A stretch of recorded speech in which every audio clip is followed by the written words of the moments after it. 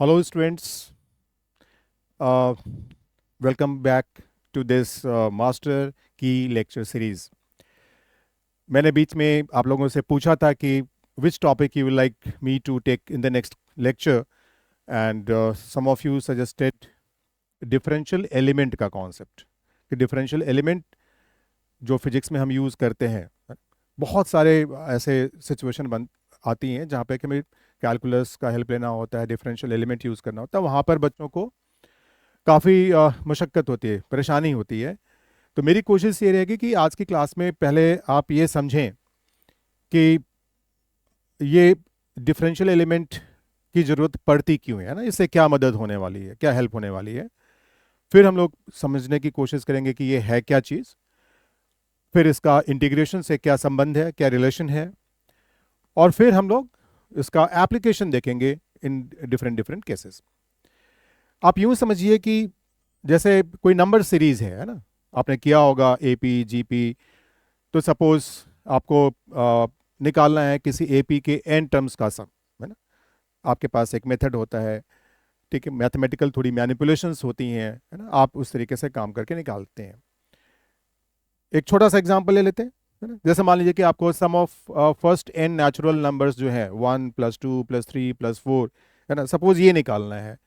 तो आप क्या करते हैं, उसमें बहुत सारे तरीके हो सकते हैं, बट वो एक बेसिक सा तरीका जो है वो ये कि आप लिखते हैं s इक्वल्स 1 + 2 + 3 + 4, और इस तरीके से आप जाते हैं for the till the last term.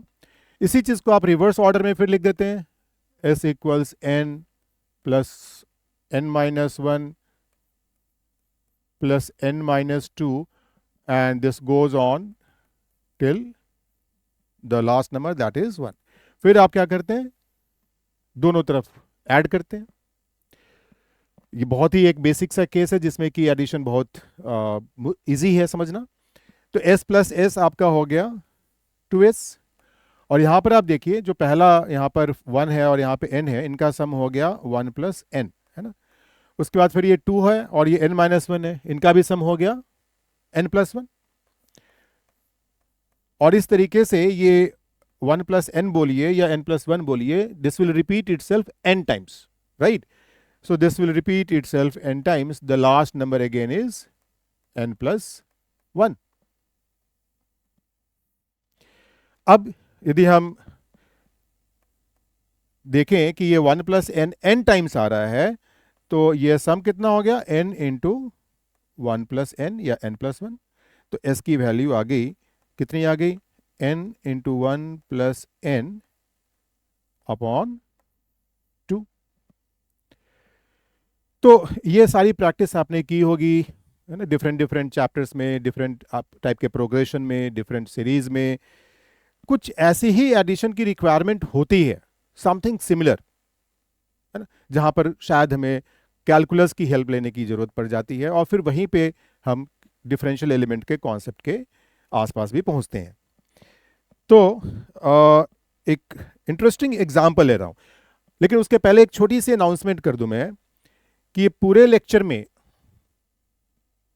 चाहे वो ये आज अभी वाला लेक्चर हो या इसके बाद वाला लेक्चर हो, नाउ ऑनवर्ड्स जितनी भी लेक्चर्स होंगी, इन सारी लेक्चर्स में बीच बीच में कुछ क्वेश्चंस होंगे जहां पर कि मैं उसको कंप्लीटली सॉल्व नहीं करूंगा, राइट।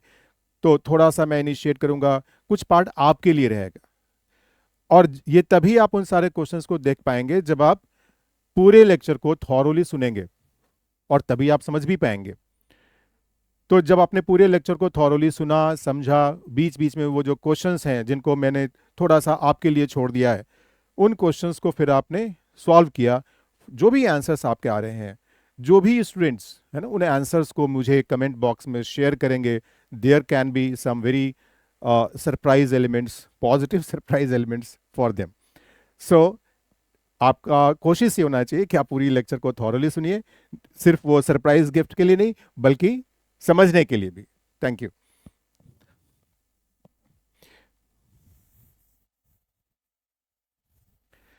तो ये एक बहुत ही एलिमेंट्री सा सम था। ठीक है। अब सोचिए एक रॉड है और रॉड का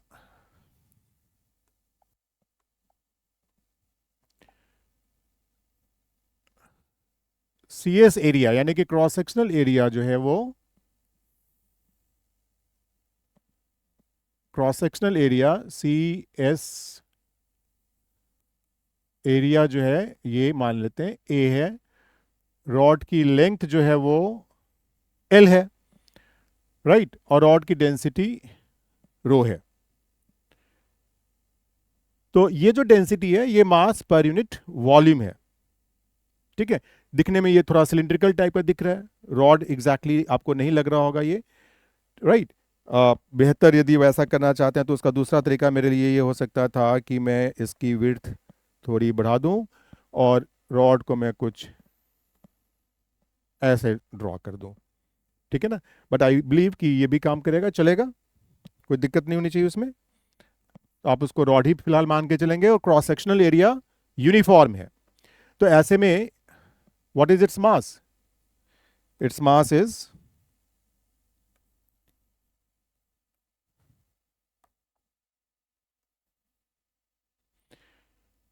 वॉल्यूम इंटू डेंसिटी, और वॉल्यूम कितना हो जाएगा? Cross sectional area into length. So A L ये हो गया वॉल्यूम इंटू डेंसिटी, तो ये आ गया रॉड का मास आ गया, ठीक है ना। यहाँ पे डेंसिटी यूनिफॉर्म थी, राइट। तो ये तो आपने class I think 6th 7th में ही पढ़ा होगा कि किसी रॉड या सिलिंड्रिकल बॉडी के लिए यदि डेंसिटी दे दी जाती है, वॉल्यूम मालूम रहता है, तो हम मास कैसे निकालते हैं, ठीक है। अब एक दूसरा केस लेते हैं जो थोड़ा सा इससे डिफरेंट है, वहां पर आप डायरेक्टली ऐसी कैलकुलेशन नहीं कर सकते हैं, ठीक है। और थोड़ी देर के लिए हम लोग मान लें कि हमें कैलकुलस नहीं आती है, हमें डिफरेंशियल एलिमेंट का कॉन्सेप्ट नहीं आता है, तो हम क्या कर सकते हैं, है ना। तो उस पर थोड़ा सा दिमाग हम लोग अपना लगाएंगे, ओके।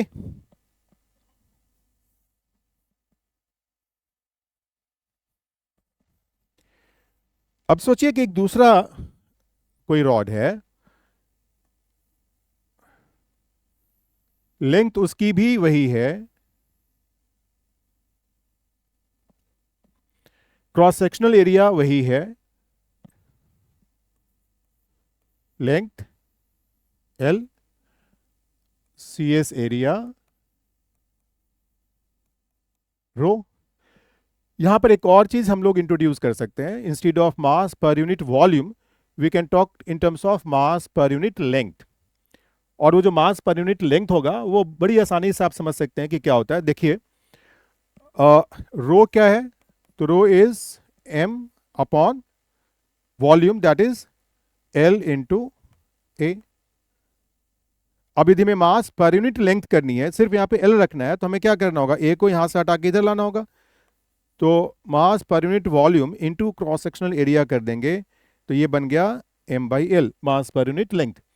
और इसको हम लोग डिनोट कर सकते हैं लैम्डा से, and lambda becomes linear mass density, mass per unit length. तो जरूरत पड़ने पे हम लोग लैम्डा सिंबल को भी यूज कर सकते हैं, इसलिए मैंने यहां पर लैम्डा को डिफाइन किया मास पर यूनिट लेंथ के रूप में, linear mass density. I hope you understand that. अब देखिए फिलहाल जो डेंसिटी इस बॉडी की है वो यूनिफॉर्म नहीं है ना। हम ये कह सकते हैं कि इस एंड पे डेंसिटी रो नॉट है और दूसरे एंड पे डेंसिटी 2 रो नॉट है, ठीक है। अब इसमें बहुत तरीके की वेरिएशंस हम लोग सोच सकते हैं। There can be linear variations, मतलब कि जो डेंसिटी लीनियरली बढ़ रही है। लीनियरली बढ़ने का मतलब क्या हुआ कि change in density per unit length is constant. Change in density per unit length is constant, है ना। तो जैसे यहां पर डेंसिटी 2 रो नॉट है और यहां पर रो नॉट है, तो चेंज कितना हो गया? चेंज हो गया रो नॉट का। और लेंथ है एल, तो what is the change in density per unit length, right. तो वो आपका आ जाता है रो नॉट बाई एल। तो वो यदि कांस्टेंट है तो हम कहते हैं कि डेंसिटी इज लीनियरली चेंजिंग, है ना। ग्राफ जब बनाएंगे डेंसिटी और पोजीशन के बीच में, तो वो एक स्ट्रेट लाइन टाइप का ग्राफ आएगा, इसलिए हम लोग इसको लीनियर रिलेशनशिप कहते हैं। बट कोई दूसरा केस लेते हैं, है ना, जिसमें ये तो मालूम है कि इधर की डेंसिटी रो नॉट है, उधर की डेंसिटी टू रो नॉट है, बट वेरिएशन वैसा लीनियर नहीं है, कुछ और है। लेट्स से कि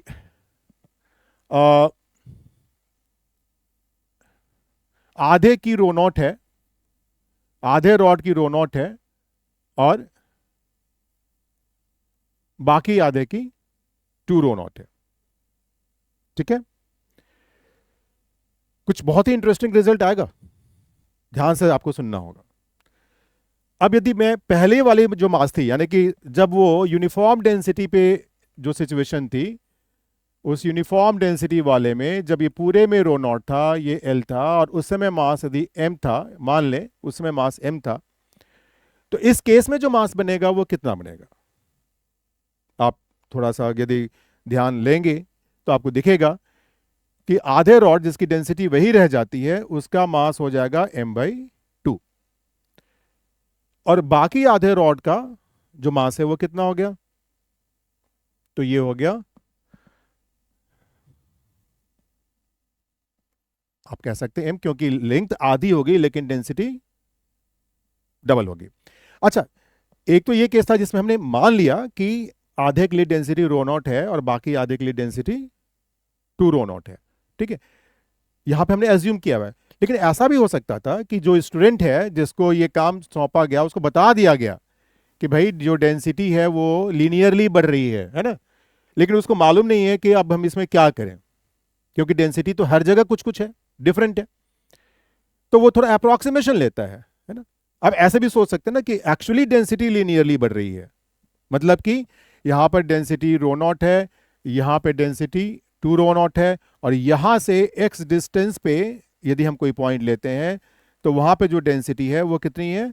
तो rho equals rho naught plus rho naught upon L into x. ऐसा कैसे? इसको हम चाहे तो के भी लिख सकते हैं, रो नॉट प्लस के एक्स, क्योंकि अभी थोड़ी देर पहले हम लोग ने डिस्कस किया था ना कि change in density per unit length, है ना, यदि वो कांस्टेंट हो तो change in density per unit length जो है हो जाएगा, तो चेंज कितना हो गया? Two rho naught minus rho naught, तो that change is rho naught. Length कितनी है? एल, तो रो नॉट अपॉन एल क्या हो गया? Change in density per unit length. और यदि ये कांस्टेंट है थ्रू आउट रॉड, तो हम कह सकते हैं कि एक्स डिस्टेंस पे जो चेंज होगा वो हो जाएगा rho naught upon L into x. तो यहाँ पे डेंसिटी रो नॉट थी, चेंज इतने का हो गया, तो जो डेंसिटी आपको दिखेगी कहां पर? इस एक्स डिस्टेंस वाले पॉइंट पे, वो इतनी होगी। तो लेट अस एज्यूम कि भाई रियलिटी यही है, बट बच्चे को मालूम नहीं है कि हम इसको कैसे सॉल्व करें। ठीक है, तो वो एक अप्रोक्सीमेशन लगाना चाहता है, और उस अप्रोक्सीमेशन लगाने के प्रोसेस में उसने क्या किया कि आधे को मान लिया रो नॉट और आधे को मान लिया टू रो नॉट, क्योंकि शुरुआत होती है रो नॉट से और अंत होता है टू रो नॉट पे, तो उसने ऐसा कर लिया। अब उसका जो मास आया, यदि हम एज्यूम कर लें कि पूरे रॉड की रो नॉट डेंसिटी पे मास यदि m थी, तो उस केस में इस एजम्पशन के साथ जो मास आएगा वो आ जाएगा, उसको m1 में बोल देता हूं, तो दैट इज 3m/2।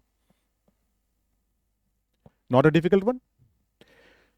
ऑब्वियसली ये सही है गलत है हमें नहीं मालूम है, ठीक है, क्योंकि उसने तो अप्रोक्सीमेशन लिया हुआ है, उसको आइडिया है नहीं। तो अब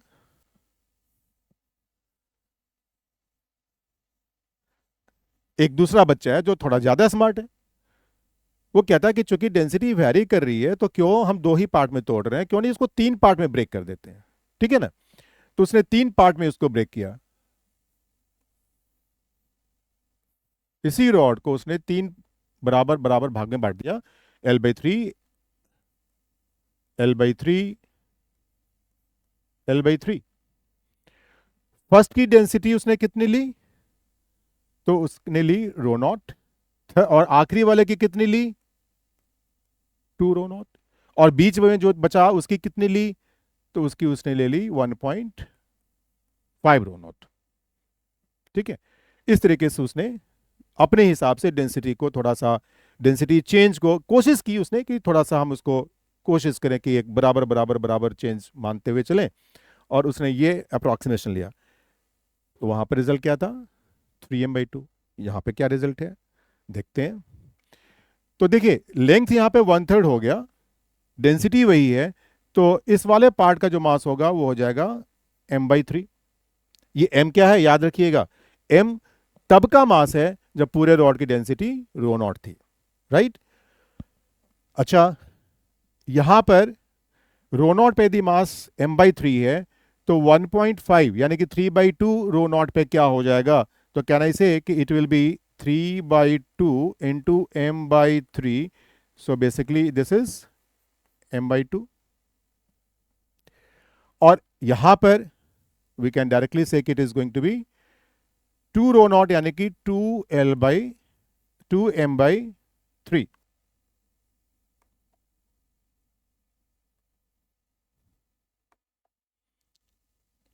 इट इज 2m/3। तो ये m/3, ये 2m/3 दोनों मिलके बन गए m, और m प्लस m/2। इंटरेस्टिंगली यहां पर भी जो टोटल मास आया कितना आ गया, तो 3/2m। अब मे बी कि ये संजोग है, इत्तेफाक है, और maybe there is some logic behind it. फिलहाल दो पार्ट में ब्रेक किया, जैसे ब्रेक किया मास कितना आया 3m/2।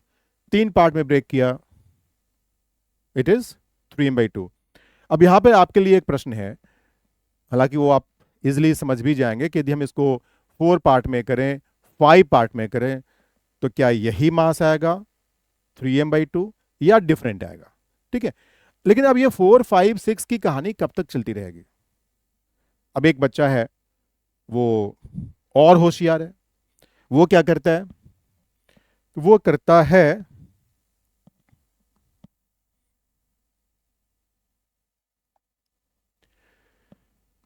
वो n पार्ट्स में ब्रेक करता है। अब चूंकि यहां पर थोड़े नंबर ऑफ पार्ट्स ज्यादा होने वाले हैं, तो मैं रॉड की लेंथ को उसी हिसाब से थोड़ा ज्यादा दिखला रहा हूं, बट है ये वही कितना L। उसने इसको n पार्ट्स में ब्रेक कर दिया, 1 2 3 4 ऐसा करते करते करते करते करते करते उसने n पार्ट्स में ब्रेक कर दिया। जब n पार्ट्स में ब्रेक कर दिया तो सोचिए कि, और डेंसिटी कैसे चेंज होने लगी, तो पहले पार्ट की डेंसिटी ρ0, आखिरी पार्ट की डेंसिटी 2 ρ0। अब बीच में जो पार्ट्स होंगे उनकी डेंसिटीज थोड़ी सी वर्किंग की जाए, क्या होनी चाहिए, ठीक है ना। तो क्या होनी चाहिए बताइए, थोड़ी सी वर्किंग कीजिए, सोचिए, और इक्वल इक्वल चेंज हो रहा है, यानी कि ρ0 से 2 ρ0 तक जाने में n पार्ट्स में जो चेंजेस होने चाहिए वो इक्वल होने चाहिए, ठीक है। तो कैन आई से कि यहां पर जो डेंसिटी होगी वो कुछ ऐसी होगी, ρ0 इंटू 1 प्लस 1/n-1।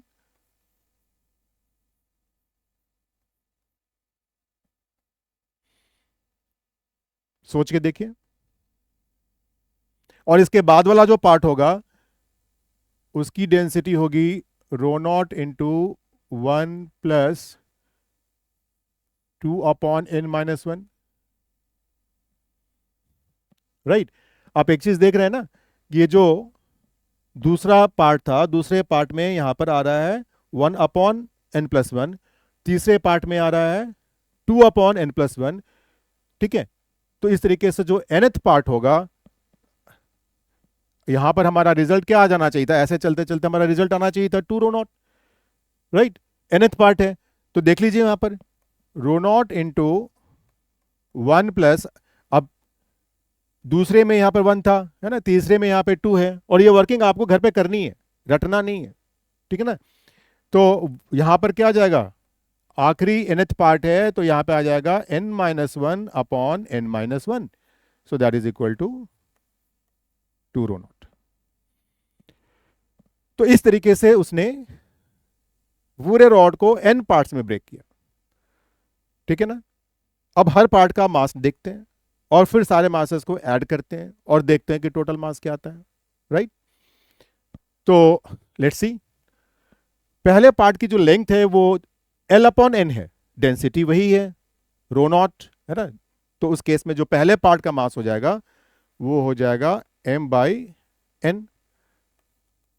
दूसरे पार्ट का मास कितना होगा? तो दूसरे पार्ट के मास में m/n के साथ जो मल्टीप्लीकेशन फैक्टर आएगा वो ये आएगा 1+1/n-1। और इस तरीके से आखिरी टर्म जो आएगा वो आएगा m/n इंटू, वहां पर क्या आ जाएगा, इट इज 2। अब इसको यदि हम सिंप्लीफाई करें, बहुत आसान है सिंप्लीफाई करना, this is going to be the final mass. इसको हम mn लिखते हैं ना, जब n टुकड़ों में ब्रेक किया तब जो मास आया उसको मैंने mn बोल दिया। तो लेट्स सी कि ये क्या आता है, राइट। यहां पे m/n तो सब में ही कॉमन है, तो m/n को यदि हम कॉमन ले लें, सो इट इज 1, यहां पर 1 है, ठीक है। उसके बाद यहां पर क्या रहा है, 1+1/n-1। उसके बाद क्या आएगा, 2/n-1। उसके बाद क्या आएगा, 3/n-1। और फाइनली क्या आएगा, तो देखिए ये सारे टर्म्स आ रहे हैं। यहाँ पे एक चीज यहाँ पे रह गई, वो हर बार ये जैसे 1+1+ वाली जो चीज है ना, तो ये 1 छूट रहा है यहाँ पर, तो थोड़ा सा मुझे दोबारा लिखना पड़ेगा। सो या दूसरा ये चीज है कि मैं इस वर्किंग को आपके लिए छोड़ देता हूं, आप चेक कीजिए, ठीक है। और आप चेक करके इंटरेस्टिंगली मैं बता सकता हूं कि जो रिजल्ट आने वाला है वो रिजल्ट क्या आने वाला है। तो this is going to be what, it is going to be independent of n, it is going to be 3/2m। यानी कि जब हमने 2 पार्ट में ब्रेक किया था तब भी 3/2m था, 3 में किया था तब भी 3/2m था। तो ये एक चांस, आई मीन इस केस में लॉजिक भी है और ये n से इंडिपेंडेंट है, राइट। अब लेकिन बार बार ऐसा तो होगा नहीं, अब कोई दूसरा केस लेते हैं और उसमें कुछ दूसरी वर्किंग करते हैं, राइट। अब इसी केस को दोबारा आएंगे जब डिफरेंशियल एलिमेंट वाली चीज आएगी, तो we will come back to this result again. But उसके पहले, डिफरेंशियल एलिमेंट को इंट्रोड्यूस करने के पहले, ठीक है, we will take one more case, listen carefully.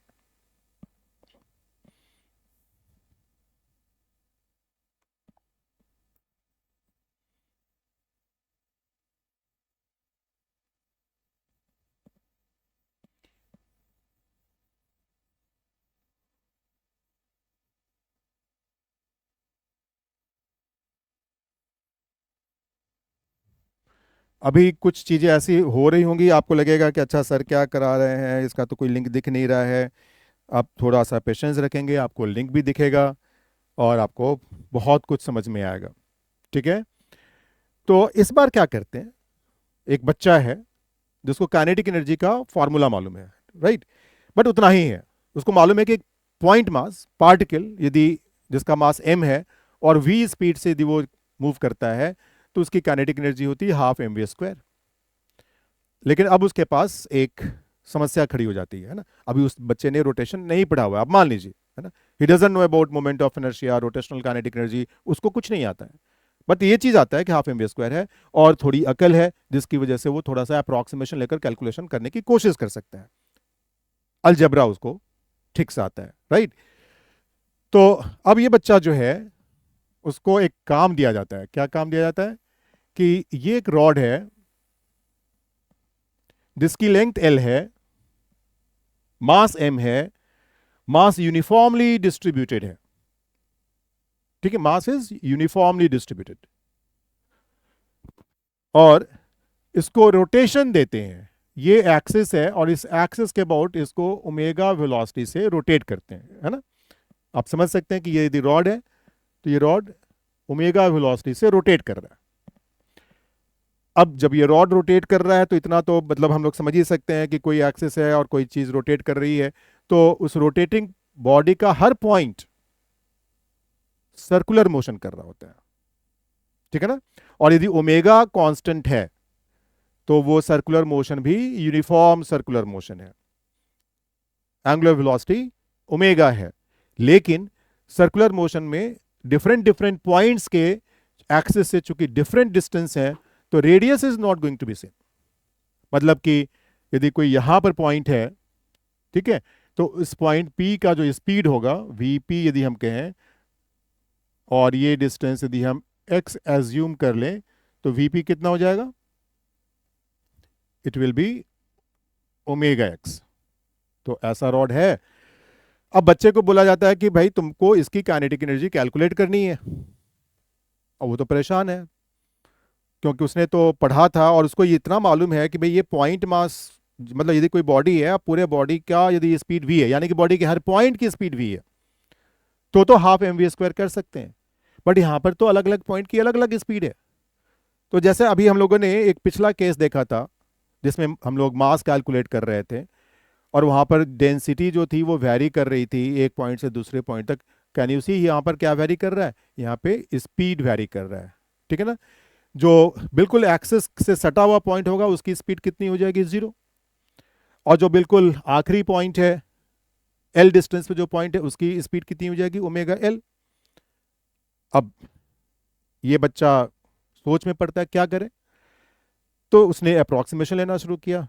कहता है कि ठीक है, ऐसा करते हैं कि बीच के पॉइंट का है ना, ना इधर की ना उधर की, बीच की बात। तो बीच की बात को लेते हुए वो स्पीड लेते हुए, तो बीच का जो पॉइंट होगा, यानी कि बीच का पॉइंट सी मान लेते हैं, तो सी पॉइंट का जो स्पीड होगा वी सी, वो कितना हो जाएगा? Omega L by 2। तो उसने इस स्पीड को ध्यान में रखते हुए काइनेटिक एनर्जी कैलकुलेट कर ली। अब फिलहाल इस काइनेटिक एनर्जी को मैं लिख देता हूं K1, ठीक है ना। तो क्या आता है K1? K1 आता है हाफ, यदि पूरे रॉड की मास m है तो हाफ m और ओमेगा एल बाई 2 का स्क्वायर। ऑब्वियसली हमें नहीं मालूम है ये सही है गलत है, उसने तो अप्रोक्सीमेशन लिया हुआ है। पिछले केस में जिसमें रॉड की मास निकालनी थी और वो 3/2 m आ रहा था, राइट, अप्रोक्सीमेशन लेने के बाद सही हो गया। अब जरूरी नहीं है कि वो सही इस वजह से हो गया क्योंकि आपने सही सोचा। It can be chance factor, और it can be you know something about linear relationship etcetera, और उसकी वजह से आपने सही कर दिया। लेकिन वो बार बार ऐसा, यदि मान लीजिए कि सपोज लॉजिक नहीं था उस टाइम पे, तो आप नहीं कह सकते थे, अनसर्टेन रहेंगे कि सही है गलत है। तो यहाँ पे भी हमें नहीं मालूम है कि ये सही है क्या नहीं है, ठीक है, क्योंकि इसमें कोई अप्रोक्सीमेशन है ना, कुछ पक्की बात नहीं है। हाँ, ये है कि हम और बेहतर अप्रोक्सीमेशन कर सकते हैं। तो बेहतर अप्रोक्सीमेशन करने के लिए अब जो दूसरा स्मार्ट बच्चा है वो इसी को क्या करता है, अब कहता है कि नहीं भाई, मैं इसको 2 पार्ट में ब्रेक कर देता हूं और दोनों की काइनेटिक एनर्जी अलग अलग निकालता हूं और फिर ऐड कर देता हूं। तो मास वाइज सोचा जाए तो फर्स्ट हाफ का मास m/2, सेकेंड हाफ का मास m/2, ठीक है ना। अब चूंकि जो लॉजिक लगाया गया था वो था कि सेंटर वाले पॉइंट की स्पीड लेनी है, तो फर्स्ट पार्ट की काइनेटिक एनर्जी को निकालने के लिए इसने यहां के सेंटर की ले ली और यहां की ले ली। तो इस पॉइंट का जो स्पीड होगा वो हो जाएगा आपको ओमेगा इंटू एल बाई 4। आ रहा है समझ में कैसे? Omega into L by 4। और यहां वाले पॉइंट की जो स्पीड होगी वो हो जाएगी omega into L by 2 plus L by 4, तो दैट इज 3L/4। और ये बच्चा जो काइनेटिक एनर्जी बताएगा वो क्या बताएगा? तो यदि हम इसकी काइनेटिक एनर्जी क्या लिखेंगे? Half m/2 speed square plus half m/2 speed square. तो वो हाफ m/2, यहां तक तो हम कॉमन ले सकते हैं। इनफैक्ट जैसे यहां पर ओमेगा था, हम चाहें तो ओमेगा स्क्वायर को बाहर निकाल दें, एल स्क्वायर को भी बाहर निकाल दें। उसके बाद क्या बचेगा यहाँ पर? 1/16 प्लस 9/16। तो 1/16 प्लस 9/16 कितना हो जाएगा? 10/16। और 10/16 को हम लोग लिख सकते हैं फिर 5/8। तो फाइनली हम चाहें तो इसको लिख सकते हैं m बाई, यहाँ पर 30 या 5m/32, 5m/32 omega square L square. और ये जो रिजल्ट था इसको लिख सकते थे m omega square L square upon 8, ठीक है ना। तो ये 1/8 था कोफिशिएंट यहाँ पर, और यहाँ पे कोफिशिएंट क्या आ रहा है 5/32। यहाँ पर हमने क्या किया था, दो पार्ट में ब्रेक किया था। ठीक है, अब आप समझ रहे हैं कि मैं अगला स्टेप क्या लेने वाला हूँ, राइट। तो अगला स्टेप जो मैं लेने वाला हूँ वो आपके लिए मैं छोड़ रहा हूँ। Okay, that is today's question number 2, कि यदि इसी रॉड को 3 पार्ट में ब्रेक किया गया रहता और जिस तरीके से इस बच्चे ने कैलकुलेशन की उसी तरीके से 3 पार्ट में लेने के बाद, यानी कि 1/3 1/3 1/3, तो 1/3 में यहां पे मास 1m/3 m/3 m/3, और ये जो पॉइंट्स होंगे यानी कि इन तीनों पार्ट्स का जो सेंट्रल पॉइंट होगा हर पार्ट का, उसकी स्पीड निकालेंगे, राइट। और उस स्पीड को निकाल के हर पार्ट की काइनेटिक एनर्जी निकालेंगे, और फिर हर पार्ट की यानी कि तीनों पार्ट की काइनेटिक एनर्जी को ऐड करेंगे। अब जो काइनेटिक एनर्जी होगी वो क्या होगा, that is question to you. So that is K3। अब ये K3 आपको बताना है, ठीक है ना। तो जैसे मैंने एक केस लिया, दूसरा लिया, तीसरा लिया, अब ऐसे ही जो सुपर स्मार्ट बच्चा होगा वो क्या करेगा, वो कहेगा भाई ये 1 2 3 क्यों कर रहे हो, let us break that into n parts, n can be anything. तो वो n पार्ट्स में करने के लिए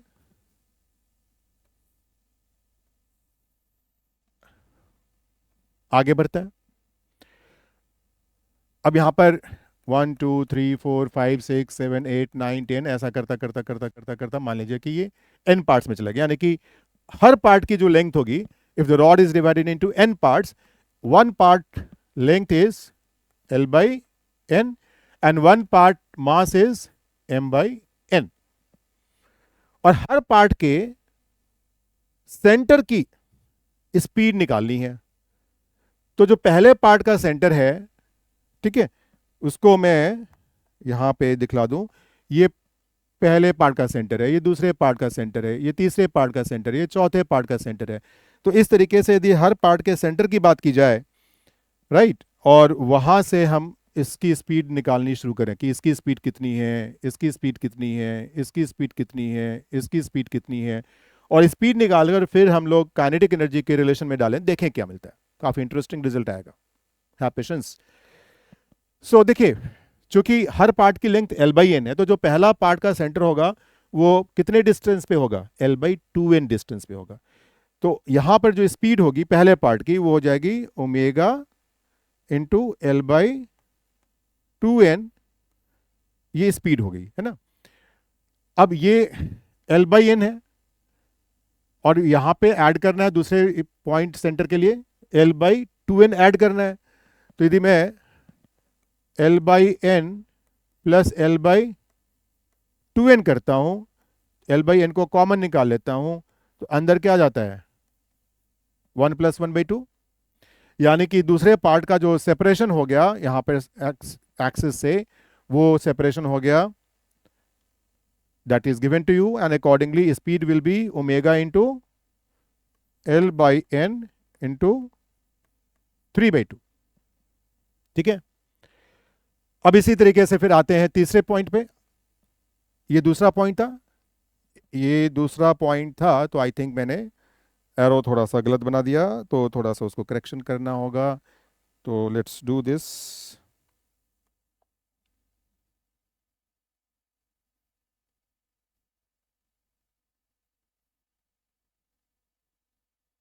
some problem, so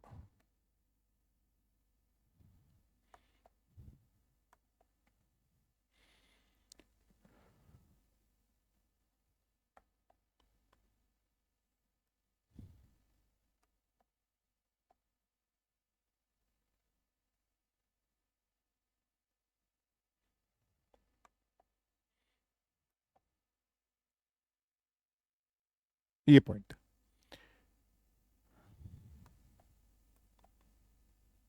ठीक है। जो तीसरा पॉइंट है 1 2, ये तीसरा पॉइंट था ना। तो तीसरे पॉइंट के लिए देखिए, दो पार्ट आप आगे जा चुके हैं, तो दो पार्ट आगे जाने का मतलब क्या हो गया, L/n प्लस L/n, 2L/n आप आगे जा चुके हैं, और 2L/n में आप फर्दर कितना आगे जा रहे हैं, L/2n, है ना। क्योंकि जो तीसरा पार्ट है उसकी लेंथ तो एल बाई एन है, लेकिन आप उसका हाफ ले रहे हैं, ठीक है ना, क्योंकि आप सेंटर के पॉइंट की बात कर रहे हैं। तो इसमें आप ऐड क्या करेंगे, एल बाई टू एन, तो फाइनली ये कितना हो जाएगा, 5/2 एल बाई एन। और इसकी स्पीड कितनी हो जाएगी, कॉरेस्पॉन्डिंग स्पीड, ये तो डिस्टेंस आया, तो स्पीड इसकी हो जाएगी ओमेगा इंटू 5/2, इसको मैं इधर लिख देता हूं, ये जो स्पीड है ओमेगा इंटू 5L/2N, ये स्पीड हो गई।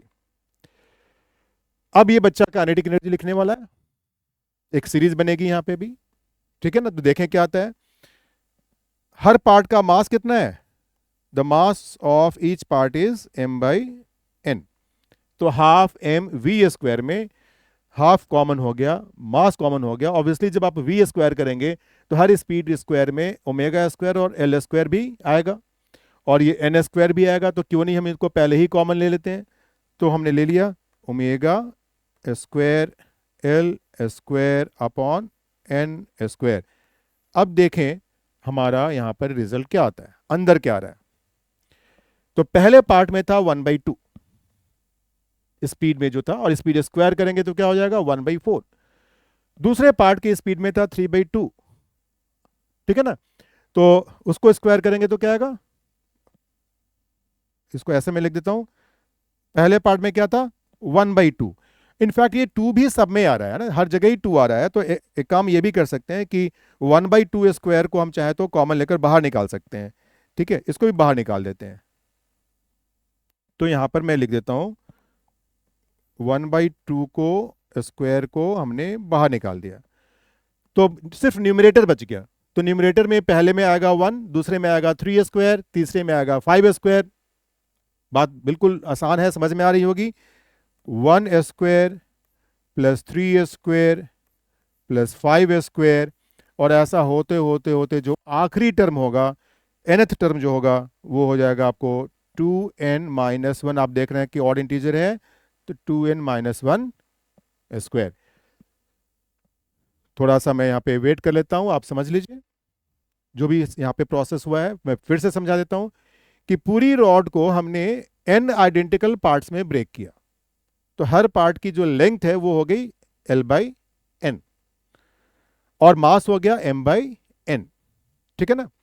और उस पार्ट की काइनेटिक एनर्जी को कैलकुलेट करने के लिए ये जो स्मार्ट बच्चा है वो क्या करता है, उस छोटे से पार्ट के मिडिल पॉइंट की स्पीड लेता है।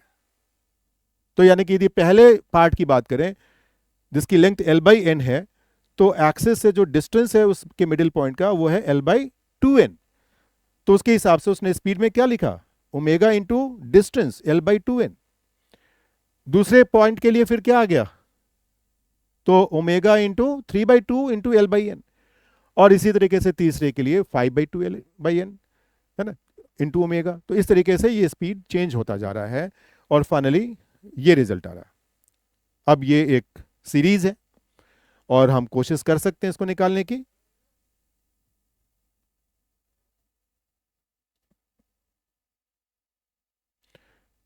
अनोइंगली सम पर्सन एंटर्ड, और थोड़ा सा उसकी वजह से वाइब्रेशन हो जाती है, डिस्टर्बेंस हो जाती है। सो एनीवेज, तो ये सीरीज निकालना है, तो फिलहाल तो मैं निकालूंगा, लेकिन याद रखिएगा कि एग्जाम्स में या प्रैक्टिस करने के टाइम पे कोशिश करनी चाहिए कि जब भी ऐसे स्टेप्स आए तो हम इसकी डेरिवेशन खुद करें, ठीक है। तो मैं सिर्फ ये जो सीरीज है ना, मैं इस पे आ रहा हूं, और बाद में वापस आकर उस वैल्यू को मैं यहां पे सब्स्टिट्यूट कर दूंगा। Okay, so let's do that. तो सीरीज क्या था, 1 प्लस या 1 square plus 3 square plus 5 square. इसमें जो बीच में एक जनरल टर्म जिसको हम कहते हैं, है ना, जनरल टर्म, लास्ट टर्म पहुंचने के पहले उसको यदि हम rth टर्म कह दें, तो वो rth टर्म क्या हो जाएगा, वो हो जाएगा 2r-1 स्क्वायर, और होते होते जो आखिरी टर्म आएगा वो हो जाएगा आपका 2n-1 स्क्वायर। इसका मतलब क्या हुआ कि इस सम को हम ऐसे भी लिख सकते हैं, कैसे लिख सकते हैं, समेशन 2r-1 स्क्वायर, और r की वैल्यू जो है वो 1 से n तक जा रही है। ठीक है, तो लेट्स ट्राई, लेट्स सी क्या आता है ये। तो यदि मैं इसको ब्रेक कर देता हूं तो ये बन जाता है 4r² -4r +1 समेशन। इसको फर्दर मैं लिख सकता हूं 4 summation r² -4 summation r plus ये जो 1 है, जब समेशन करेंगे n टाइम्स करेंगे, राइट, चूंकि ऐसे ऐसे n टर्म्स आने वाले हैं, तो 1 + 1 + 1 n times is going to be equal to n। और ये भी आपको मालूम है, ठीक है, कि यहां पर r जो है, समेशन r का मतलब क्या हो गया, 1 से n जा रहे हैं, तो समेशन r का मतलब हो गया 1 + 2 + 3 अप टू n। और समेशन r² का मतलब क्या हो गया, 1² + 2² + 3² + 4² अप टू n²। तो ये जो वैल्यू आएगी, ये वैल्यू कितनी आएगी, तो आपको शायद याद हो, तो याद है तो बहुत अच्छी बात है, मैं डायरेक्टली यहां पे लिख रहा हूं। तो r² की वैल्यू आएगी 1 to n समेशन करने के बाद, ये आएगी n × n + 1 × 2n + 1 अपॉन 6। और जो दूसरा टर्म है, ये 4 एक्चुअली अंदर ही होना चाहिए था, मैंने 4 को यहां पे बाहर लिखा हुआ है, so I will take this 4 inside. तो 4 इज राइट हियर। यहां पर summation r n natural numbers के लिए बन जाएगा n × n + 1 upon 2 and that +n। तो ये आ गया आपका वो फाइनल रिलेशन। अब ये जो आपका 4/6 है, हम चाहें तो इसको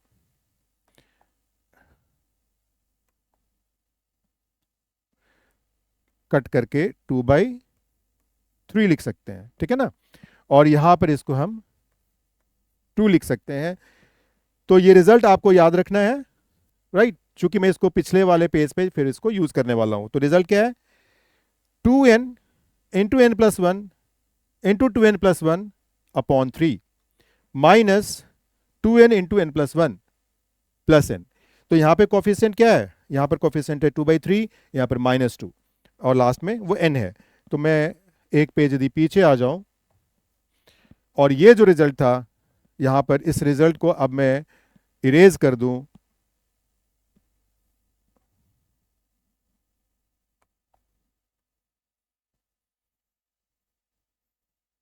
तो ये रिजल्ट क्या बनने वाला है, पहला कोफिशिएंट था 2/3, और उसके साथ क्या था, n + 1 2n + 1, इसके बाद -2n × n + 1 and then n।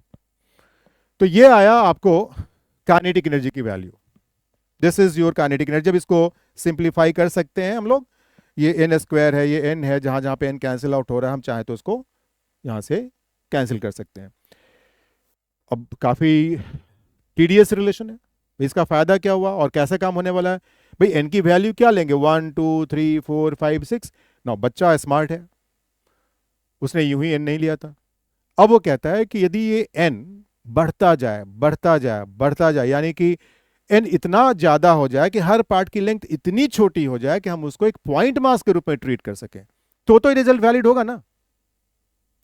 If n is approaching to infinity, then each part is going to be like a point mass, and then the speed that we have taken is going to be completely correct. तो वैसे case में जो actual kinetic energy होगी, that kid is saying कि this case should be equal to limit, इस पूरे का वो लिमिट निकाल रहा है ना। अब लिमिट को बहुत उस रूप में नहीं लेना है कि सर लिमिट तो आता नहीं है, ये छोटी सी चीज है। आप ऐसा सोचिए ना, कहीं पे लिखा है 1/n और n की वैल्यू इन्फिनिटी जा रही है, बड़ी होती जा रही है, बड़ी होती जा रही है, तो 1/n क्या होगा, किसको अप्रोच करेगा, 0 होगा। तो कोशिश करते हैं, देखते हैं कि यहां पर कुछ ऐसा रिजल्ट आने वाला है। तो देखिए यहां पर जस्ट मैं लिख दे रहा हूं n tends to infinity, n बहुत बड़ा होने वाला है, ठीक है ना। तो देखिए ये एन क्यूब है ना, इसको मैं अंदर ले जाऊं, यहां से हटाकर यहां डालता हूं, यहां लिखता हूं एन क्यूब, यहां पे भी लिख देता हूं एन क्यूब, यहां पे भी लिख देता हूं एन क्यूब। अब देखिए ये एन को मैं अंदर ले गया एन क्यूब के रूप में, अब ये 1/n² है, तो obviously this is going to be 0 as n is going to be very large approaching infinity. यहां पर देखिए, यहां पर भी क्या हो रहा है कि जो टर्म्स बनेंगे, एक में n² वाला आएगा और एक में 1 आएगा या 2 आएगा, और डिवाइड कर रहे हैं एन क्यूब से, यानी कि सबके डिनोमिनेटर में एक n तो रहेगा ना, कम से कम n रहे, n² रहे डिनोमिनेटर में, ऊपर यदि कांस्टेंट आ जाए और डिनोमिनेटर में n² n क्यूब कुछ भी आ जाए, और n यदि इंफिनिटी को अप्रोच कर रहा है, तो that value will approach to 0, so this value will also approach to 0। अब बचा ये वाला टर्म, तो इसमें थोड़ा सा परेशानी हो सकता है। देखिए जब हम इसको एक्सपैंड करेंगे ना, n into N plus one into 2n+1, तो इसमें एक टर्म आएगा जिसमें n क्यूब होगा, और बाकी के टर्म जो होंगे उसमें n² आएगा या n आएगा या कोई कांस्टेंट आएगा। डिवाइड करेंगे n क्यूब से, तो जो वो n क्यूब वाला टर्म होगा उसको जब n क्यूब से डिवाइड करेंगे तो वहां पर तो वो कांस्टेंट रह जाएगा, n से फ्री हो जाएगा, लेकिन उसके अलावे बाकी के जो टर्म्स होंगे उसमें नीचे n बच जाएगा, और जब n टेंडिंग टू इन्फिनिटी होगा तो वो सारे के सारे टर्म 0 हो जाएंगे। तो कैन यू क्विकली गेस कि वो जो बचेगा टर्म यहां पर जब n इन्फिनिटी को अप्रोच कर रहा है, तो वो जो टर्म बचेगा इस वजह से बचेगा क्योंकि उसमें वो n क्यूब या n² या n, मतलब वो फ्री हो गया, कांस्टेंट है।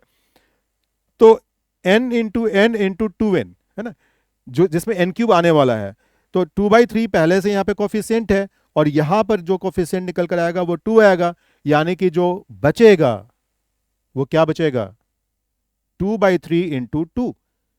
समझ रहे हैं ना, इन तीनों फैक्टर्स को मल्टीप्लाई करेंगे तो उसमें जो n क्यूब टर्म आएगा, उस n क्यूब टर्म का जो कोफिशिएंट है, वो इन तीनों की बात करेंगे तो उसमें वो कोफिशिएंट आएगा 2n³, और डिवाइड करेंगे n क्यूब से तो बचा क्या, 2, और पहले से 2/3 है, so that means this entire thing is going to be 4/3 as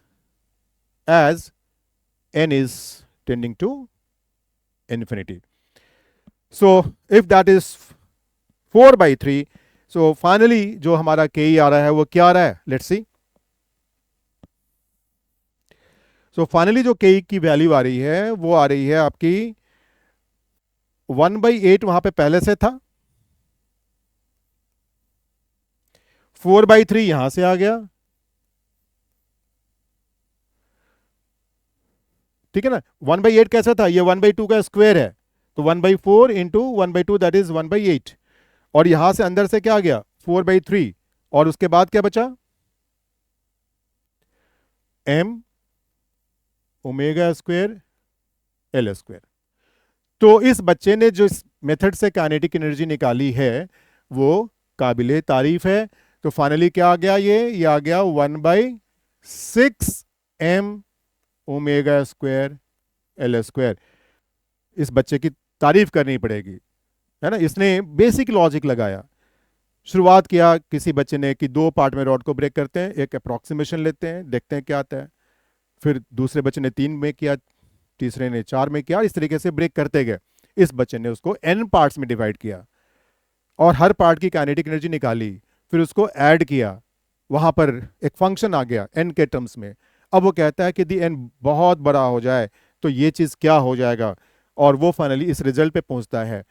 तो there is no reason for us to doubt about the accuracy और करेक्टनेस ऑफ दिस रिजल्ट। लेकिन क्या हम बार बार यही काम करेंगे? Don't you think it is going to be very tedious?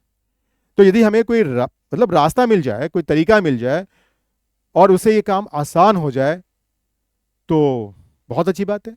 और यहीं पे calculus comes as a friend, और जब कैलकुलस एक दोस्त के रूप में आता है तो वहां पर उस प्रोसेस में हम लोग एक चीज समझने की कोशिश करेंगे, ठीक है, that is called differential element. अब वापस मैं एक चीज बताना चाहूंगा, देखते हैं अगले पेज पे मैंने जो सारी चीजें लिखी थी उस पे आता हूं। देखिए जब मैंने ये समेशन करने की बात की थी, तो यहां पर बीच में एक टर्म आया था जिसको हमने कहा था ये जनरल टर्म है। एक तरीके से टर्म क्या है, ये पूरे सीरीज के हर टर्म को रिप्रेजेंट कर रहा है, बता रहा है, बस आर की वैल्यू चेंज करती रहनी है। तो यहां पर हर चीज डिस्क्रीट था, अलग अलग था, लेकिन उसमें भी एक रिप्रेजेंटेटिव टर्म है। ठीक है ना। अब सोचिए कि इसी चीज को कैलकुलस की भाषा में हम कैसे बोलें, क्या बोलें, तो लेट अस सी क्या बोलते हैं।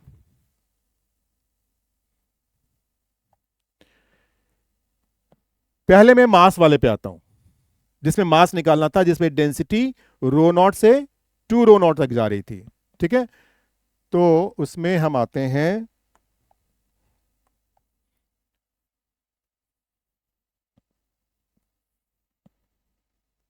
ठीक है, तो ये रॉड बन गया, रॉड की लेंथ एल है, डेंसिटी चेंज कर रही है, राइट। और मास तो वैसे हमें मालूम है ना, हम लोगों ने देखा कि फाइनली उसको एन पार्ट्स में ब्रेक करें या कितने भी पार्ट्स में ब्रेक कर रहे थे, रिजल्ट क्या आ रहा था, रिजल्ट आ रहा था 3/2m, जहां पर m क्या था, m तब था जबकि डेंसिटी यूनिफॉर्म होती, यानी कि m की वैल्यू जो हमने मानी थी वो थी a रो नॉट l। और अब क्या है कि इस एंड पे डेंसिटी रो नॉट है, दूसरे एंड पे डेंसिटी 2 रो नॉट है, और बीच में किसी पॉइंट पे x डिस्टेंस पे जो डेंसिटी है वो है rho naught plus rho naught upon l into x. तो ये बीच में किसी पॉइंट की डेंसिटी है। तो जैसे आपने देखा था कि वो जो सीरीज थी नंबर्स की जिसमें मैंने बोला था कि वो रिप्रेजेंटेटिव टर्म है, ठीक है, और वैसे वैसे हर चीज को ऐड कर रहे हैं।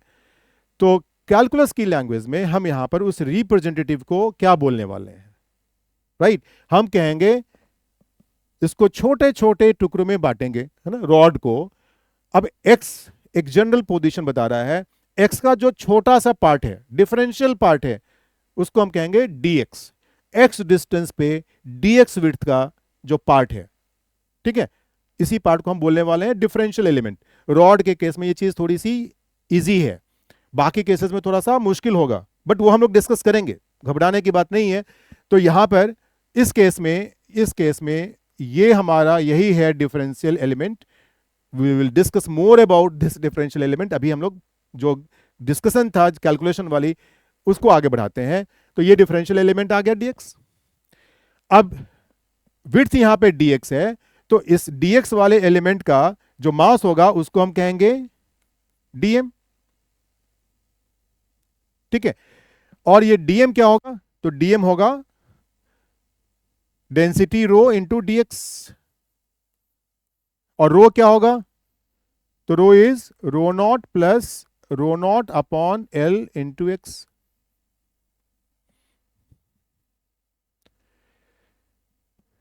ठीक है ना। इस जगह की जो डेंसिटी, आप कहेंगे कि ये कैसे ले लिया सर, ये तो एक्स पे था, पूरे dx के लिए कैसे ले लिया। तो भाई ये dx is very small. How small, as small as you can imagine. Is it like a point, yes. Okay, can we measure that dx, no, right. तो dx is so small you can imagine, and जब वो इतना छोटा है तो definitely उसके लिए हम डेंसिटी को कांस्टेंट ले सकते हैं। तो ये हमने dm लिखा। अब एक चीज यहां पर थोड़ी सी गड़बड़ हो रही है, वो क्या कि a छूट रहा है हमारे इस स्टेटमेंट में। चूंकि डेंसिटी इंटू dx करेंगे तो मास तो आने वाला नहीं है ना, आपको a भी डालना होगा, क्रॉस सेक्शनल एरिया भी डालना होगा, सो दैट कि वॉल्यूम की बात हो जाए, volume into density is mass. अब ऐसे ऐसे जितने भी dm थे उन सबको ऐड करना है, बट क्या ये dm आइडेंटिकल है, नो। dx तो dx है। जैसे आपने पिछले केस में देखा कि जो जनरल टर्म था, आपको मैं फिर से याद दिला दूं, जो जनरल टर्म था, सब में यदि r की वैल्यू बदलते जाएंगे तो ये बदलता जाएगा। तो ये इस बात पे भी, यानी इस नंबर की वैल्यू इस बात पे भी डिपेंड करता है कि इसका पोजीशन कहां पर है। तो वैसे ही यहां पर जो dm होगा वो इस बात पे भी डिपेंड करता है कि ये जो dx एलिमेंट लिया गया है कहां लिया गया है, किस जगह पे लिया गया, क्योंकि डेंसिटी x का फंक्शन है। तो ऐसे सारे dm को ऐड करते, यदि डिस्क्रीट चीज होती, अलग अलग चीज होती, तो हम वहां पर समेशन का सिंबल देते हैं। उसी समेशन को थोड़ा सा इम्प्रूव करते हुए, इम्प्रोवाइज करते हुए जो इंटीग्रल सिंबल बन गया वो बन गया आपको कुछ ऐसा।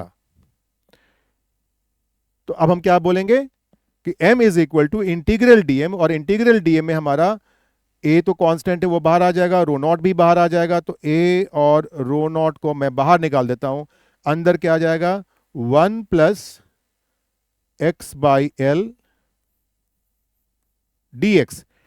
अब जैसे समेशन में हमने लिखा था r की वैल्यू 1 से n तक जाती है, वैसे यहां पर x की वैल्यू कहां से कहां तक जाती है, तो x की वैल्यू जाती है 0 टू l। अब बहुत मुश्किल इंटीग्रेशन नहीं है, मैं मान के चल रहा हूं कि थोड़ी बहुत इंटीग्रेशन आपको आती है, आप यहां पर ये कर सकते हैं। तो देखिए क्या बनता है यहां पर, ये a रो नॉट। अब इस इंटीग्रल को पहले पार्ट को देखेंगे तो इट इज इंटीग्रल dx, और दूसरे पार्ट को देखेंगे तो it is 1/l integral x dx, है ना। और यहां पर भी लिमिट 0 टू l, और यहां पर भी लिमिट 0 टू l। तो ये तो सब समझ सकते हैं कि इंटीग्रल dx होगा वो x होगा। लिमिट्स डालेंगे l माइनस जीरो तो l आएगा, राइट। तो यहां पे l आएगा, और यहां पर integral x dx is x square by two. Limit डालेंगे 0 टू l तो वो बन जाएगा l स्क्वायर बाई टू, और l स्क्वायर बाई टू को l से डिवाइड करेंगे तो वो बन जाएगा l बाई टू। तो l plus l by two is 3l by two. So finally the result is a rho naught l 3/2। सो चूंकि हमारा a rho naught l m है, तो ये कितना आ गया, ये आ गया आपको 3/2 m। Not a big deal. जो मास हमने कैलकुलेट की थी वहां पर n पार्ट्स में ब्रेक करके और फिर हर पार्ट के मास को ऐड करके, हमारा जो बेसिक इंटीग्रेशन का मेथड है, डिफरेंशियल एलिमेंट का मेथड है, वो मेथड भी वही रिजल्ट दे रहा है। ठीक है, मास निकल गया। बट यहां पर तो ये हमने पहले भी निकाला था, बहुत आसानी से निकल गया था। काइनेटिक एनर्जी अभी जो थोड़ी देर पहले हमने निकाली थी वो थोड़ा चैलेंजिंग था। ठीक है, तो लेट अस सी कि वहां पर डिफरेंशियल एलिमेंट वाली चीज कितनी हमें हेल्प करेगी। तो आगे बढ़ते हैं, और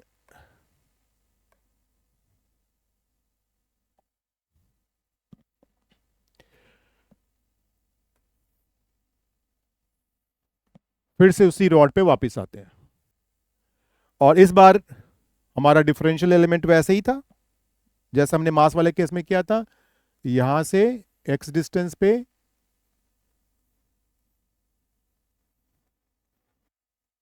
dx विड्थ का एलिमेंट है, और इस dx विड्थ का एलिमेंट जो है इसकी मास यानी कि dm जो है वो कितनी है, तो वो है m/l इंटू डी एक्स। यहां पर डेंसिटी यूनिफॉर्म है, पिछले केस में डेंसिटी नॉन यूनिफॉर्म था।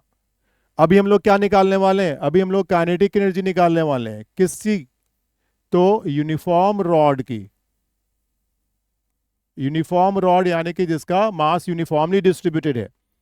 मास नहीं कैलकुलेट कर रहे हैं जैसे पिछले केस में किया था, है ना। यहाँ पे मास मालूम है, रॉड की लेंथ l है, रॉड का मास m है, मास यूनिफॉर्मली डिस्ट्रीब्यूटेड है। हमें निकालना क्या है, काइनेटिक एनर्जी निकालनी है इस रोटेटिंग रॉड की जो ओमेगा एंगुलर वेलोसिटी से रोटेट कर रहा है। तो काइनेटिक एनर्जी आपको मालूम है कितना होता है, हाफ m v स्क्वायर। ठीक है, अब इस एलिमेंट के लिए, इस एलिमेंट के लिए जो मास है वो dm है, विड्थ इसकी dx है, तो हमने लिखा m/l dx इज dm।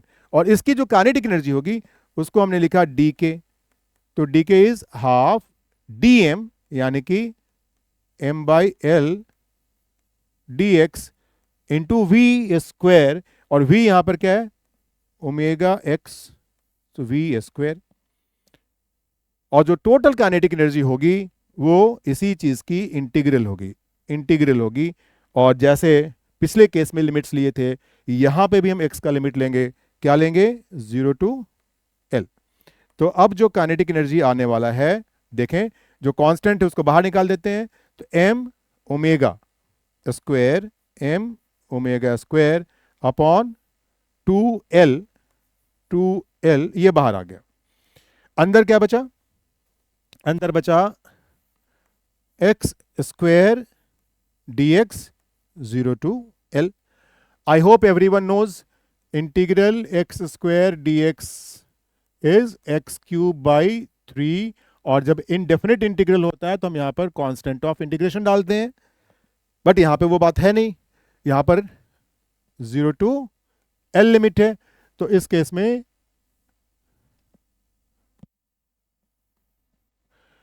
में यदि हम इसमें लिमिट डाल दें 0 to L तो ये हो जाएगा L क्यूब बाई 3। तो ये इंटीग्रल बन गया L cube by 3, right. L cube by 3 by L क्या हो जाएगा, L स्क्वायर हो जाएगा। तो ये बन जाएगा आपको m omega square L square by 6। क्या यही रिजल्ट था जब हम लोगों ने n पार्ट्स में ब्रेक करके रिजल्ट निकाला था और फिर उसको लिमिट के तरीके से, है ना, n is tending to infinity, और फिर वहां से हमने जो रिजल्ट निकाला था। क्या नहीं उसी कि ये जो कैलकुलस का मेथड है, इस कैलकुलस के मेथड से हमारा काम कितना आसान हो गया,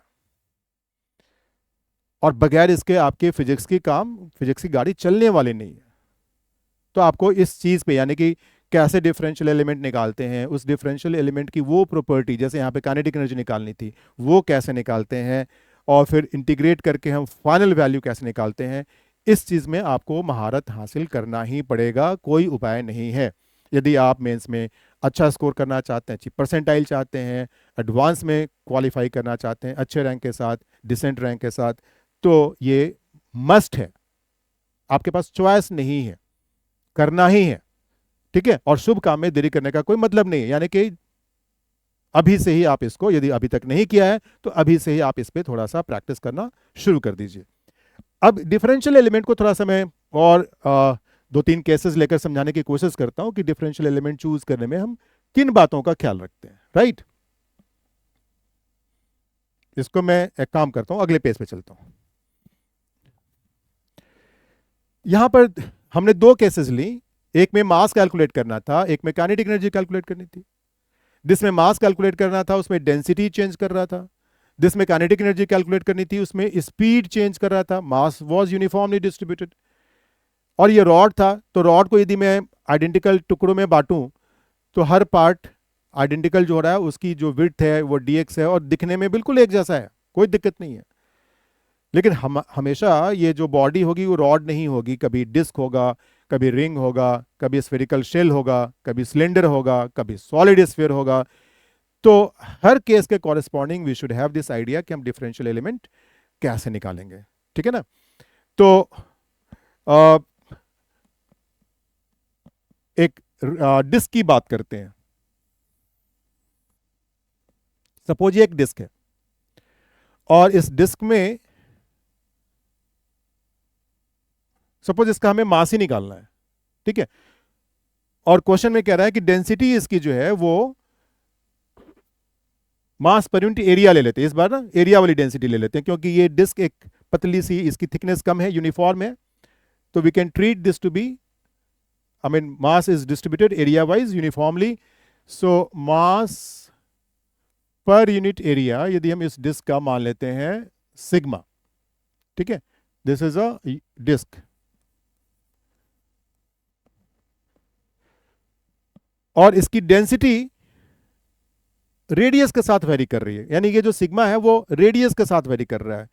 यहां पे भी हम कुछ ऐसा कह सकते हैं कि मान लो कि सेंटर पे जो डेंसिटी है वो रो नॉट है, और एंड पे जो डेंसिटी है वो 2 रो नॉट है, और बीच में किसी पॉइंट पे जो डेंसिटी है, यदि इसका रेडियस r मान लिया जाए, तो बीच में किसी पॉइंट पे जो डेंसिटी है उसको हम लिखते हैं, अच्छा ये रो नॉट मैंने लिख लिया, इसको चूंकि सिग्मा एज्यूम किया ही था, so there is no need to write rho naught,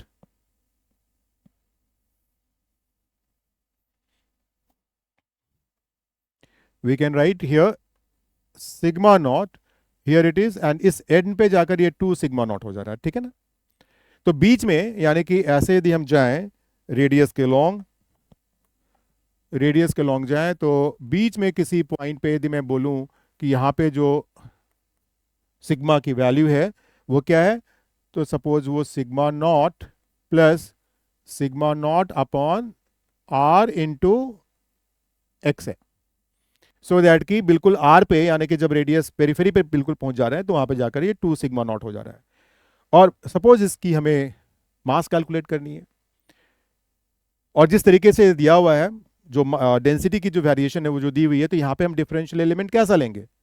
तो जरा सोचिए कि डिफरेंशियल एलिमेंट है क्या चीज़, फिर से सोचिए।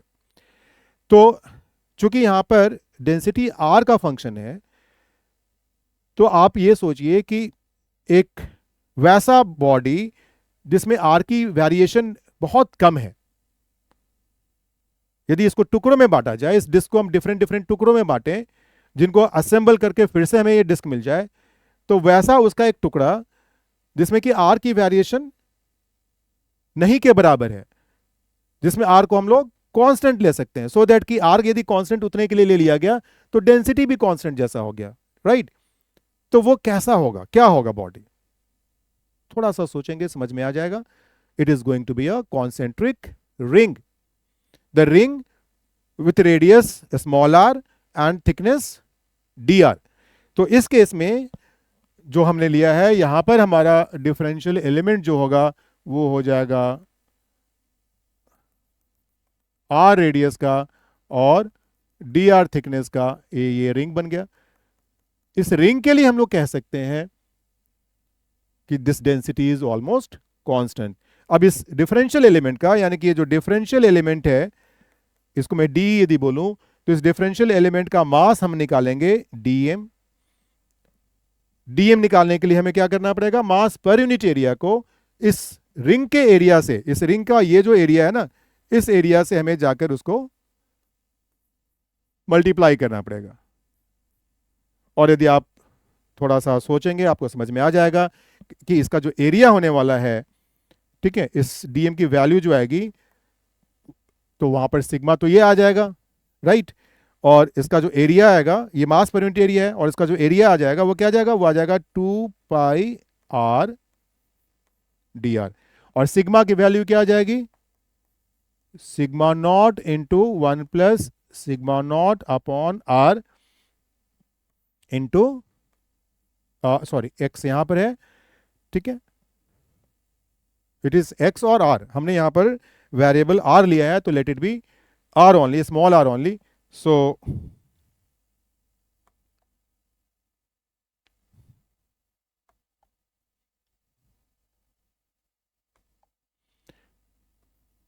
It is a small R here, ठीक, यहां पे भी हम इसको स्मॉल आर ले रहे हैं, ठीक है ना? तो सिग्मा नॉट, इसको थोड़ा सा मुझे लगता है मैंने लिखने में जल्दीबाजी कर दी है, तो सिग्मा की वैल्यू हो गई sigma naught plus sigma naught upon R into R, है ना? ये होगी सिग्मा की वैल्यू। और एरिया जो था वो हो गया 2 पाई आर डी आर। तो ये डीएम है, और एम क्या होगा? तो M will be integral of DM, और जब इसको इंटीग्रेट करेंगे तो लिमिट आपका जो स्मॉल आर है उसकी लिमिट जाएगी 0 टू कैपिटल आर, ठीक है? आपके लिए क्वेश्चन यहां पर है, ठीक है, वो क्वेश्चन क्या है? तो क्वेश्चन ये है कि यदि मान लीजिए कि ये डिस्क में डेंसिटी हर जगह रो नॉट होती, तो उस केस में कोई वैल्यू मैं बोलता हूं, let's assume pi R square rho naught, naught rho naught, sigma naught is M. और ये जो एम आ रहा है, इसको यदि मैं एम डैश बोल दूं, या एम, इसको मैं एक काम करता हूं, इसको एम नॉट करता हूं, इसको एम ही रखता हूं। देयर इज रीजन, क्योंकि जब डीएम बोलते हैं तो डीएम का integral can not be M dash, DM का इंटीग्रल इज एम। तो यहां पर इसको मैं हटाता हूं, तो ये जो m होगा, इसको यदि मैं बोलूं कि दिस इज इक्वल टू के एम नॉट, तो आपके लिए क्वेश्चन है कि व्हाट इज दिस के? Got it? आप देखे होंगे कि अभी तक 2-3 क्वेश्चंस मैंने पूछी हैं, ये भी उनमें से एक है। तो इस सीरीज में जितने भी क्वेश्चंस आते जाएंगे आपको नोट करना है, प्रॉपरली इवैल्यूएट करना है, और फिर उन आंसर्स को कमेंट बॉक्स में डालिए, और फिर देखिए, wait for some surprise, positive surprise gifts. So I hope you understood this. अब इस डिफरेंशियल एलिमेंट की जो कॉन्सेप्ट है ना, इसका कहाँ कहाँ यूज है। यदि हम सबसे पहले सोचें फिजिक्स में, तो शायद सेंटर ऑफ मास वाले चैप्टर में इसका यूज होता है। उसके बाद रोटेशन में मोमेंट ऑफ इनर्शिया जब कैलकुलेट करते हैं वहां पर यूज होता है। तो फिजिक्स में इसका हर जगह ही यूज होता है। आप एडवांस आर्काइव के क्वेश्चंस देखेंगे तो उसमें से ढेर सारे क्वेश्चंस मिलेंगे जहां पर कि बगैर डिफरेंशियल एलिमेंट वाली चीज को समझे हुए आप आगे नहीं बढ़ सकते हैं। I remember one question of rotation जिसमें कि पूछा गया था कि दो स्फेरिकल बॉडीज हैं और दोनों स्फेरिकल बॉडीज में जो डेंसिटी है वो आर की फंक्शन है, रेडियस की फंक्शन है। एक में यदि मान लीजिए कि वो आर के किसी एक्स पावर मतलब किसी पी पावर के प्रोपोर्शनल है, तो दूसरे में वो आर के पावर क्यू के प्रोपोर्शनल है। और फिर उन दोनों बॉडीज की मोमेंट ऑफ इनर्शिया का कुछ रेशियो था और उस रेशियो से रिलेटेड वो न्यूमेरिकल टाइप क्वेश्चन था। I don't remember the year, you can check. तो हर जगह ये यूज होने वाला है, इट्स नॉट ओनली दिस। तो आप अच्छे से इस पर वर्किंग कीजिए और जब भी मौका मिले जहाँ पे डिफरेंशियल एलिमेंट वाली चीज़ पे वर्क करनी है तो चूकिए मत, है ना। उस पर लगिए, भिड़िए, डेरिवेशन खुद कीजिए। ये मत सोचिए कि एग्जाम ऑब्जेक्टिव टाइप है, वहाँ पर डेरिवेशंस का क्या काम है। डेरिवेशंस ही आपके फंडामेंटल्स को सुपर स्ट्रॉन्ग करेंगी, तो वो करना ही पड़ेगा आपको। तो पहला जैसे मैंने बताया कि पहली बार जब आप इसको इनकाउंटर करेंगे, that will be the chapter of most likely centre of mass chapter, जिसमें कि आप सेंटर ऑफ मास बॉडीज के निकालते हैं, वहां पे इसकी जरूरत पड़ेगी। उसके पहले भी हो सकता है कि in some questions you may need it. So in this differential element discussion आज के लिए इतना ही। We will definitely get back to this differential discussion again in some other lecture at some other time. Okay, thank you very much.